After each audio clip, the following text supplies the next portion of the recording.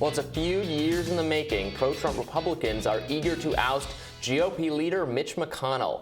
Good luck with that. Axios reports that in addition to GOP donors who are unhappy with McConnell, several Senate Republicans have been privately critical of the minority leader's debt ceiling deal with Chuck Schumer. Senator Lindsey Graham publicly called McConnell out on Fox News this Sunday. What I'm worried about is that for 4 months, the Republican Senate said we would not lift a finger to help the Democrats raise the debt ceiling. We would make them use reconciliation, which is they can do by themselves, to raise the debt ceiling because that's the process they use to spend the money. At the end, we did not make them use reconciliation. We changed the rules of the Senate in a House bill. I don't like that a lot. I like Senator McConnell, but here's what happened. 70% of Senate Republicans voted against this, and every House Republican but one voted against it. What we did is promise one thing and deliver another. It was a mistake. But, sir, I mean, in the end, if we're going to be successful in 2022, we're going to have to work together as a team. And here's what I would say every Republican. If you want to be a Senate Republican leader in the House, a Republican leader in the House or the Senate, and you don't have a working relationship with Donald Trump, you cannot be effective. So I hope we'll get on the same page here. Tucker Carlson had some choice words for McConnell, too, calling him, quote, an instrument of the left. Didn't know that.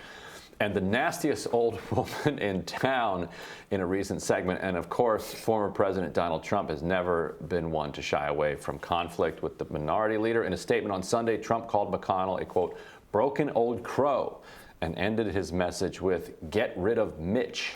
Team Rising is here to weigh in. Michael Starr Hopkins is a Democratic strategist and president at Northern Star Strategies. Marissa Martinez is a Republican strategist and partner at Strategic Rush. Welcome to you both. Thanks for having us. Thank you for having us. So, Marissa, obviously, Trump, hates McConnell and has been just railing against him, and McConnell does not really, he doesn't say anything in response. He has not at all, one iota become a sort of like Liz Cheney. But does it get under his skin, or is he just such a professional now? He doesn't care. He's going to do what he's going to do, and he's going to survive and outmaneuver, all these people who have this anti-McConnell talk. That's my sense of it. Is that what you think?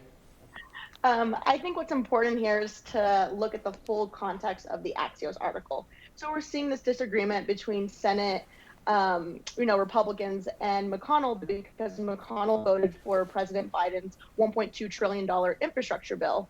And secondly, McConnell recently partnered with Democrat Chuck Schumer to raise the debt ceiling. So our debt ceiling is now at $34.1 trillion. So you're seeing that because right now, that's essentially giving Democrats a little bit of a victory before 2022. Why would we want that when for the last 11 months we've seen Democrats fail time and time again? And Michael, there's no indication that I've seen at all that Donald Trump feels even a tiny bit of sorrow or remorse for basically tossing the Senate to Democrats. Democrats are very grateful that he did that, and it has enabled, depending on what happens with Build Back Better, could enable $5 trillion of legislation that wouldn't have happened otherwise. That doesn't seem to have been any cause for reflection from him. So I'm wondering, actually, is it possible that Trump wants Democrats to stay in control, that he doesn't want his nemesis McConnell to become majority leader next session? And if so, would that lead Trump to endorse people like Greitens in Missouri, who might be the only person that could lose that the Missouri seat to Lucas Kunce there? You've seen him being pushed to not endorse Greitens, and he's like, we'll see. We'll see what happens. I think first that's giving Trump way too much credit. I don't think he's that thoughtful in his long-term strategy. I think when it comes to Mitch McConnell, when he can, has worked with President Trump, but where there has been division, he's been very clear about it. Listen, I'm not a Mitch McConnell fan, but if you think back about 3 years ago, he was a hero among Republicans. He stole multiple Supreme Court seats. He pushed in more federal judges than had been pushed in over 50 years. But still, he has lived long enough to see himself become the villain. I think that's indicative of everything among the Republican Party right now. There's no loyalty among thieves. And so when Trump is this cultish figure, when you don't stand with him in absolute commitment, you become a liability. You become someone who can be discarded to the side. And that's what we're seeing with Mitch McConnell. Yeah, I mean, that's a good point. I'm not sure I would characterize it as stealing the Supreme Court seats. I don't think they belong to the other party, but he did shepherd this very significant, dramatic victory, in the Gorsuch, and then Kavanaugh, and then, of course, Amy Coney Barrett, where you're really having an ideological change from the composition of the court. Marissa, do you think should Republicans be more grateful for the very dramatic, ideological wins he has produced during that he had far more to do with than Donald Trump did? So I think that again, having those Supreme Court victories, was great. That's one of the reasons that, we're able to push away these vaccine mandates that most Americans don't want. But I think what's important to note here is that party disagreement and party dialogue can be healthy. We see it on both sides, especially on the Democratic side. We have Justice Democrats PAC and Courage to Change PAC, that's AOC's PAC, that they constantly have disagreements with their leadership. So I don't think it's necessarily a bad thing to have these types of disagreements. Michael, there's kind of interesting history throughout our party, throughout our party histories here in the United States, of people doing the absolute bidding of the interests that are behind the party, but not getting rewarded for it in the end. Andrew Johnson did everything he could to destroy Reconstruction.